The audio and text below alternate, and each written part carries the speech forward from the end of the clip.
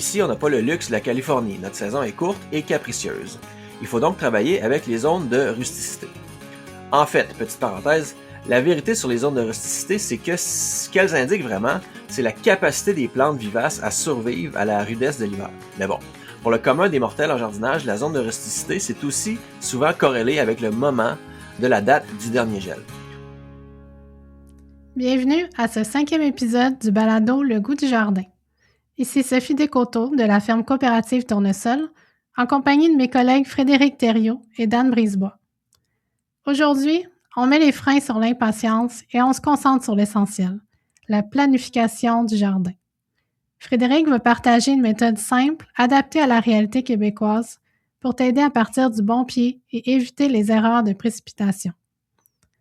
Dans cet épisode, nous allons explorer les 3 décisions fondamentales pour une planification réussie, notamment le choix d'un emplacement idéal et l'établissement d'un calendrier adapté aux zones de rusticité du Québec, et comment optimiser ton espace en utilisant le principe de la rotation des cultures et des associations bénéfiques. On continuera avec l'histoire de semences de Dan, qui nous fera découvrir le tchoufa, ou le souchet, un petit tubercule croquant et sucré, ingrédient principal du horchata de tchoufa. Reste avec nous pour découvrir les clés d'une saison de jardinage réussie et d'une abondance gérable.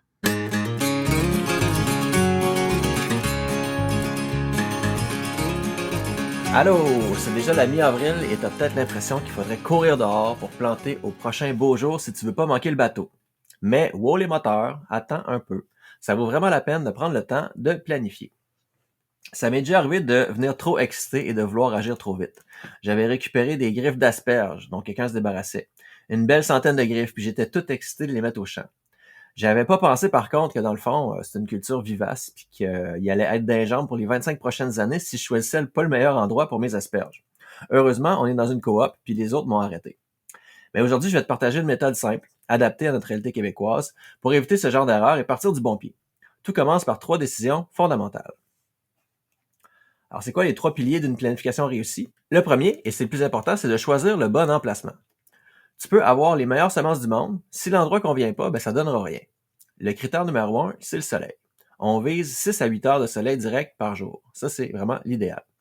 Prends le temps d'observer ton terrain tôt le matin puis en fin d'après-midi pour repérer les zones d'ombre portées par la maison ou les arbres. Ensuite, pense à la proximité d'un point d'eau. Traîner un tuyau sur 50 mètres, ça use le moral rapidement. Finalement, si ton jardin est exposé au vent dominant, pense à une petite haie brise-vent ou même à une clôture à neige. Ça peut faire une différence énorme pour les plants qui sont fragiles. Le deuxième pilier, c'est de connaître son calendrier québécois. Ici, on n'a pas le luxe de la Californie. Notre saison est courte et capricieuse. Il faut donc travailler avec les zones de rusticité. En fait, petite parenthèse, la vérité sur les zones de rusticité, c'est que ce qu'elles indiquent vraiment, c'est la capacité des plantes vivaces à survivre à la rudesse de l'hiver. Mais bon, pour le commun des mortels en jardinage, la zone de rusticité, c'est aussi souvent corrélé avec le moment de la date du dernier gel. Donc au Québec, on parle surtout des zones 3, 4 et 5. Connaître sa zone, c'est connaître la date moyenne du dernier gel printanier dans ton coin. Pour la zone 5, ça va être autour de la mi-mai. Pour la zone 4, ça va être autour de la fin mai. Puis la zone 3, c'est souvent le début juin. Mais bon, comme on l'a vu à l'épisode 3, il existe des techniques pour contourner ça et pour démarrer le jardin un peu plus tôt. Je t'invite à aller consulter l'épisode si tu l'as manqué. Enfin, le vrai secret dans tout ça, pour revenir à notre calendrier, c'est de se créer un petit calendrier mental. En mars-avril, c'est le temps des semis intérieurs pour les tomates, poivrons, aubergines. Dès que la terre est praticable en avril, ou en mai, dépendant de ta région, on peut semer directement des cultures résistantes au froid, comme les radis, les pois, les épinards. En mai-juin, ou encore une fois, tout dépendant de ta zone, ça va être la grande période de repiquage de tout ce qu'on a parti à l'intérieur. Aussi, n'oublie pas les semis directs successifs pendant l'été. Ça, c'est en juillet et en août pour les laitues, les carottes, les haricots et toutes sortes de cultures. C'est une excellente astuce pour avoir des récoltes échelonnées et ne pas te retrouver avec 30 laitues prêtes à récolter en même temps. Le troisième pilier, ça va être de sélectionner des cultures sûres. Surtout si tu débutes, il faut viser le succès avec des variétés adaptées et gratifiantes. Chez Tournesol, on a justement une collection de variétés pour le jardin facile. Tu peux aller la consulter dans notre site web, ça va aussi être dans les notes de l'épisode. Par exemple, le radis Rax, tu le récoltes en 30 jours à peine. C'est ultra rapide et ça donne confiance. Pour d'autres légumes gratifiants, il y a la courgette Dark Green. Elle est incroyablement productive, tout comme notre mélange de haricots nains qui donnent des couleurs variées. Côté fines herbes, la coriandre santo et l'aneth bouquet sont très faciles et parfument vraiment bien nos repas. L'idée, c'est de planifier pour cuisiner, pas juste pour remplir l'espace. Est-ce que tu manges vraiment du chou kale à chaque semaine? Sinon, peut-être planter 1 ou 2 plants maximum, pas trop. Et faire plus de place aux tomates cerises que tes enfants vont adorer grignoter. Parlons maintenant d'optimiser notre espace et d'anticiper la récolte. Alors, une fois que les bases sont en place, on peut penser à l'agencement. Le dessin du potager, ça semble compliqué, mais on peut le simplifier. Le principe de base, c'est la rotation des cultures sur un minimum de 3 ans. Ne pas planter la même famille de légumes au même endroit d'une année à l'autre pour éviter l'épuisement du sol et les maladies. Ensuite, il y a aussi les associations bénéfiques, les compagnonnages. Tout le monde connaît le duo basilic-tomate, mais il y en a d'autres qui sont très intelligents. Prends par exemple le radis et la laitue. C'est un compagnonnage de temps, plus que de protection. On sème les deux en même temps. Les radis poussent super vite, en 30 jours, puis quand on les récolte, on libère l'espace pour que la laitue puisse finir de pousser. C'est parfait pour les petits jardins, pour les balcons, une vraie leçon d'efficacité. Un autre duo génial, c'est le poireau et la carotte. Là, c'est une guerre des odeurs. La mouche de la carotte déteste l'odeur du poireau, et la teigne du poireau est confuse devant l'odeur des carottes. Ils se protègent mutuellement. En plus, c'est joli, le feuillage fin des carottes complémente bien les longues tiges des poireaux. Finalement, une autre combinaison pour les jardiniers plus aventureux, la fraise et l'ail. L'ail est un antifongique naturel. Planté avec les fraisiers, il va aider à prévenir la pourriture grise qui est fréquente dans nos printemps humides. L'ail prend peu de place et fait office de garde du corps pour tes fraises. Si tu débutes, commence petit avec 3-4 variétés maximum pour pas te décourager. Si tu es plus avancé, divise ton jardin en 3 zones pour faciliter la rotation et regroupe les plantes qui ont les mêmes besoins en eau et en nutriments, tout en séparant les familles plus sensibles, comme par exemple la solanacée, ça c'est la famille des tomates, poivrons, aubergines et patates. La famille des cucurbitacées, on veut les séparer aussi, ça c'est les concombres, zucchini, melons et courges.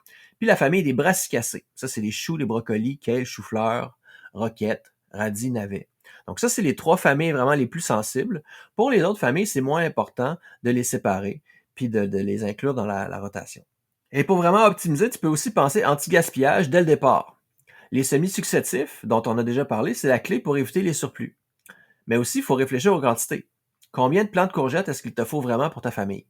2 plants vont probablement suffire amplement pour la plupart des gens.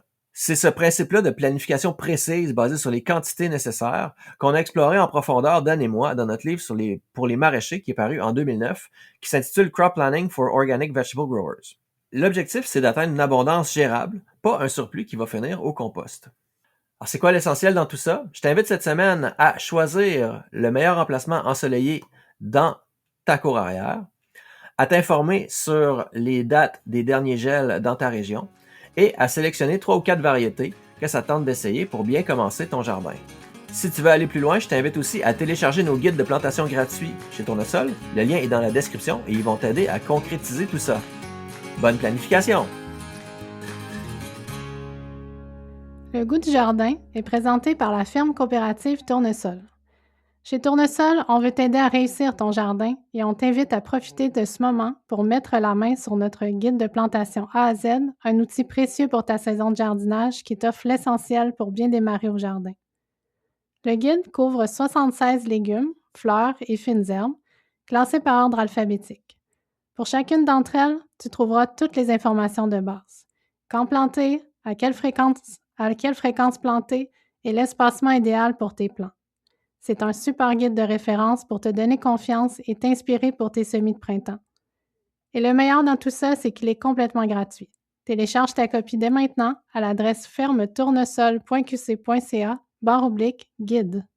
Tu trouveras aussi le lien dans les notes de l'épisode. Ce balado est aussi présenté par le programme de panier bio de la ferme Tournesol.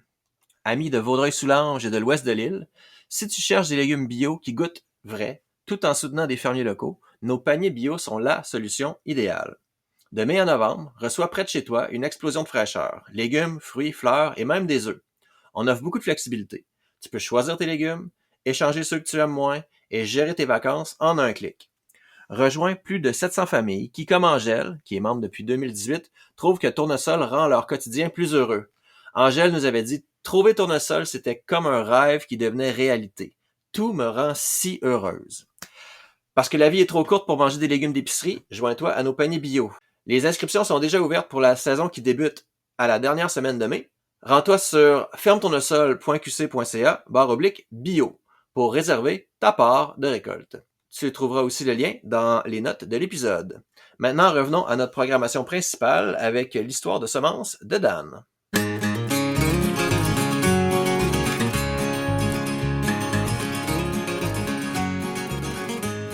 Aujourd'hui, notre histoire de semences portera sur les noix de Shuffa. Les noix de Shuffa, qu'on appelle aussi des noix tigrées ou des amandes de terre, sont de petits tubercules d'environ 2 à 3 cm de long qui poussent sous la terre.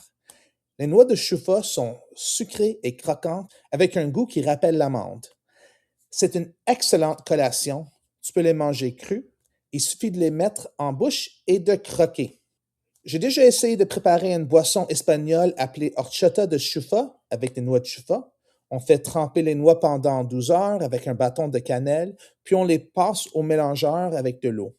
Après avoir retiré le bâtonnet de cannelle, on filtre ensuite le mélange, on sucre au goût et on boit. Mon résultat est un peu granuleux, mais pas désagréable. Je soupçonne que la version originale est parfaitement lisse et délicieuse. Certaines personnes transforment les noix de Shuffa en farine pour la pâtisserie. Je ne peux pas en témoigner personnellement, mais je suis convaincu que c'est délicieux. Le plant de Shuffa ressemble à une petite touffe d'herbe qui atteint environ 40 cm de hauteur. Les noix poussent en grappes sous le plant. On peut trouver de 20 à 60 par plant et parfois plus. Les noix de Shuffa ne sont pas originaires du Canada, bien qu'elles soient apparentées aux souchets comestibles sauvages. Selon un article de Forbes, les noix de Shuffa sont cultivées par l'homme depuis des siècles. On trouve les premières traces de leur utilisation dans l'Égypte néolithique. De là, leur culture s'est étendue à l'Afrique du Nord et à la péninsule ibérique. De plus, les Espagnols les utilisent pour fabriquer leur chata depuis le 18e siècle. Le Shuffa est présent au Québec depuis les fins des années 1800. À la ferme Tournesol, on retrace l'origine de nos noix de Shuffa jusqu'aux années 1930. Voici les étapes de leur voyage. J'ai reçu mes noix de Shuffa vers 2006 de la part d'Éric, un membre de Semences du patrimoine. Éric les avait reçus en 2002 de Ruth, une autre membre de l'organisme. Ruth les cultivait depuis son enfance dans les années 60, les ayant reçus de sa mère. La mère de Ruth, j'espère que je ne vous ai pas perdu, les a reçus de sa propre mère. Et cette grand-mère les avait fort probablement achetés de la compagnie de semences McFadden. J'ai d'ailleurs un extrait d'un catalogue de McFadden datant de 1937 qui vendait des amandes de terre, des noix de Shuffa. La grand-mère de Ruth les a peut-être achetées avant même cette date. Ruth a mentionné à Eric que lorsqu'elle était enfant, elle préparait des petits sacs de 25 noix qu'elle vendait à ses amis à l'école pour 5 cents le sac. Alors, ces noix de Shuffa sont des semences patrimoniales. Les noix de Shuffa sont très faciles à cultiver. Attends que le sol se soit réchauffé, généralement au début de juin. Fais tremper les petits noix pendant 24 heures avant la plantation. Plante-les en rangées espacées de 60 cm. Dans le rangée, espace les noix de 30 cm. Un petit conseil de pro, place un petit bâton là où tu as semé chaque noix.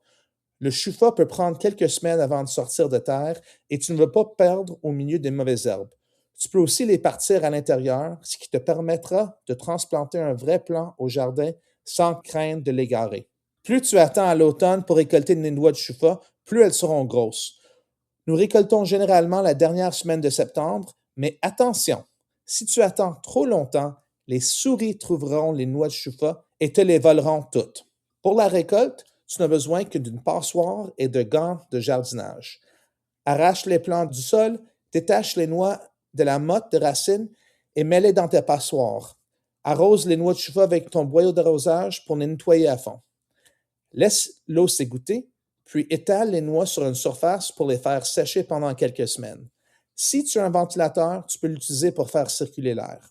Important, ne range les noix de Shuffa que lorsqu'elles sont très, très, très sèches. Sinon, elles commenceront à moisir si elles sont stockées dans un contenant où l'air circule peu. Malheureusement, je le sais par expérience personnelle. Une année, j'ai perdu toute ma récolte de cette manière et j'ai dû demander à mon ami Sylvain de m'en redonner pour que je puisse continuer notre production. Conserve tes noix de chuffa dans un sac en papier pour qu'elles puissent respirer. Les noix de chuffa deviendront de plus en plus sucrées au cours des premières semaines d'entreposage. Avant de commencer à les manger, choisissez les noix de chuffa les plus grosses pour servir de semences pour la récolte de l'année prochaine. Comme les noix de chuffa sont tubercules vivants, nous ne les expédions pas durant l'hiver. Elles sont disponibles uniquement de la mi-avril jusqu'à la fin de l'été. Alors, c'est le moment d'en commander. Es-tu prêt à faire pousser tes propres noix de chuffa cette année? Visite fermetournesol.qc.ca pour commander tes semences dès aujourd'hui et découvre ce trésor ancien dans ton propre jardin. Merci d'avoir été avec nous pour cet épisode du balado Le goût du jardin.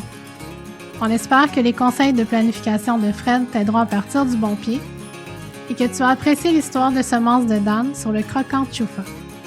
Un grand merci à Fred et Dan pour leur partage et un merci tout spécial à Molly Brisebois pour le montage de cet épisode. Ne nous quitte pas trop longtemps, reviens-nous la semaine prochaine, vendredi, pour notre 6e épisode. Et n'oublie surtout pas de t'abonner au balado pour ne rien manquer de nos aventures au jardin. À bientôt!